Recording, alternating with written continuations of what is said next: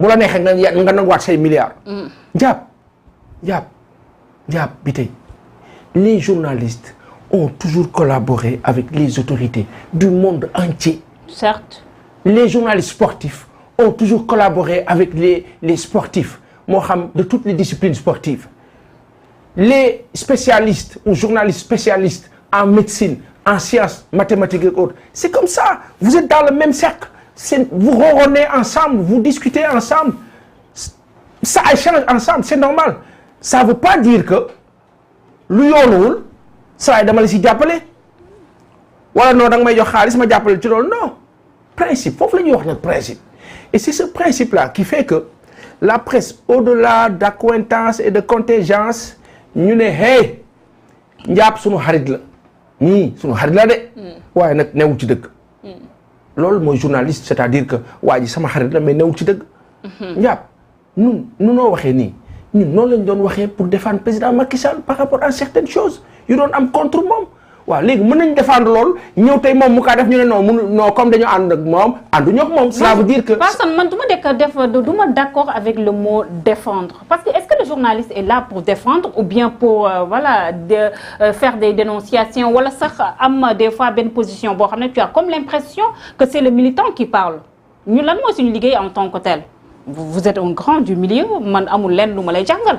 Est-ce qu'on est là pour défendre aussi? Le terme approprié, c'est la défense de l'intérêt ou des intérêts de tout ce qui est lié aux enjeux nationaux. Défense, c'est le mot approprié. Défense des intérêts de la nation. Quand vous voulez défendre les intérêts de la nation, c'est sur la base du et des principes. Ceux et ces principes-là sont forcément liés à quelqu'un. su fekkee benn Ndiab bi tey li moo wax tegu na si dëgg boo dee défendre dëgg forcément da ngaa défendre Ndiab bi tey ca contexte ba bu fekkee dañoo woo président Macky Sall fële ca commissariat central pour blanchiment d'argent ca contexte ba ñu ne kii kat dañ ko jëlee assemblée nationale parce que dafa woo doomi Ablaye Wade kon waa PDS ñu ngi kaa xeex PDS commettre benn erreur bu ndaw xam nga moo la ban. mooy ba ñu kaa wàccee la loi Sada Ndiaye ba muy am warutoon am. waa ji dafa waroon jeexal 5 ans mais pour wàcce ko génne ko parti bi ñu wàññi affaire bi def ko 1 an ñun ñu jàpp ne loolu forfaiture la du yoon maanaam fii Sénégal sunu nguur yi bu ñu bëggee def dara dañ koy utal këyit valider ko ci projet de loi ou proposition de loi foofu la ñuy waxee waaw léegi nag moment boobu ñuy wax loolu mu nekk dëgg boobu ñu gëm ko mais dëgg boobu c'était en faveur du président Macky Sall donc on le défendait idem pour tey opposition bi fi nekk on dénonce et en dénonçant on défend quelqu'un. Non, je suis pas d'accord. Le journaliste n'est pas là pour défendre qui que ce soit. Le journaliste est appelé justement à défendre. On doit rester dans le factuel, pas ça. Non. Lan mooy factuel. Lan mooy factuel wax les faits, mais pas défendre qui que ce soit. Léegi même sur le cas de Pape Alé. Il donne des informations. Il dit qu'il y a un rapport incriminé ou incriminant des personnes au niveau de la gendarmerie. Qu'il y aurait eu forfaiture par rapport à des PV yoo xam ne dafa am falsification. que diw ak diw ñoo ko def. Il défend pas ces gens en donnant ces infos. Il dénonce. Et quand il dénonce, c'est comme s'il mettait en mal ces gens-là qu'il montrait aux Sénégalais, même s'ils ont fauté, daf leen di exposer. xoolil c'est la même chose que quand Pape Alé donne des infos qui disculpent un accusé. Donne des infos qui montrent que la personne par exemple de Ousmane Sonko bi nga xam dañ ko jiñ dara ci loolu PV ba nga xam ne wax nañu ne moom laalewu sax dafa mel dañ ko doon falsifier kon en le disant il défend Ousmane Sonko et c'est dans ce cas de figure qu'il y a une fumisterie ça s'appelle nafiq.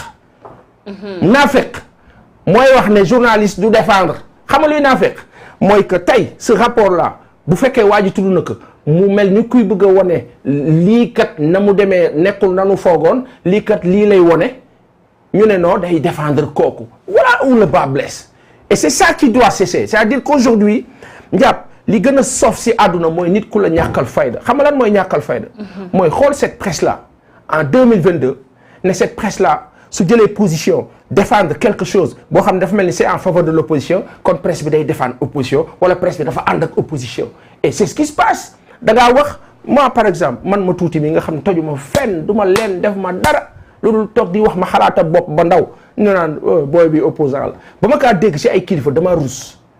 damay ne pourtant yéen ñun li ñuy tuuti de ak sanu ay at yu ndaw yéen day falu ngeen tey toog ngeen gàddu ngeen yor ngeen yàlla na yokk te jig leen ak seen njaboot waaye de yàlla seede ne li ngeen yor nii ñun am nañ ci wàll.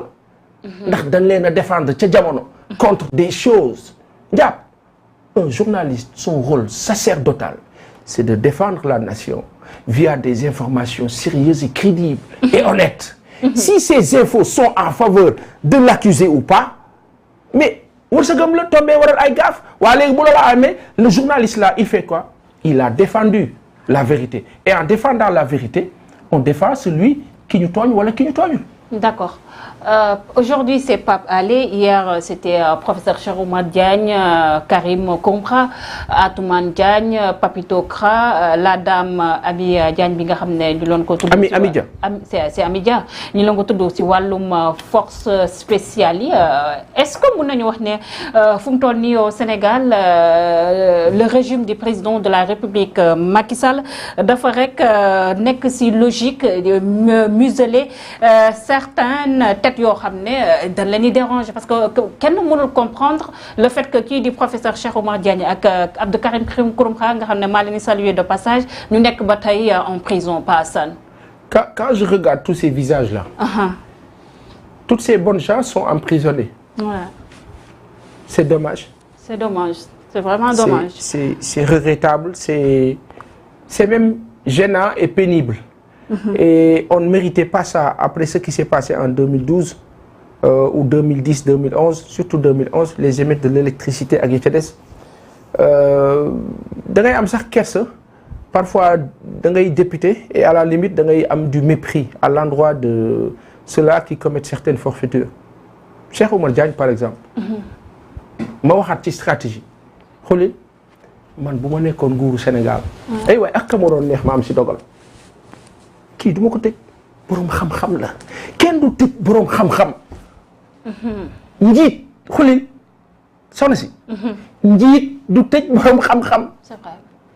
boroom xam-xam du kunoo tëj boroom xam-xam xulil. da nga kaa woo waxtaan ak moom. boroom xam-xam du tuuti. c'est vrai. da ngay jël si moom xulil. da ngaa root si moom. daf laa yokkal. mën na wax loo xam ne doo si d'accord te du la neex. mais jàppal ne boroom xam-xam la nga téye ko noonu mais malheureusement. vous prenez Cheikh Oumar Diagne et toutes ces bonnes gens là. ñii ñëpp ay sénégalais lañu yoo xam ni marque lañu devise lañu pour réew mi ñu am njëriñ. c'est vrai. mais après on nous dit ouais vous savez la loi est la loi etc. pendant ce temps ñaata escroc. ñoo nekk ci dëkk bi di traîner à col blanc tranquillement ñii di dem di dikk nga leen di gis ay dóorkatu marto yu jaxase dëkk bi di nu teg loolu ak loolu muy jaar suñu kaw. ñu ciy perte alal bu dul jeex. mais parce qu'ils sont à carreau quoi tranquille avec le pouvoir il y a pas de problème. loolu du xam-xam. quand Cheikh Oumar Diagne nous parle de cette loi signée sur les OGM.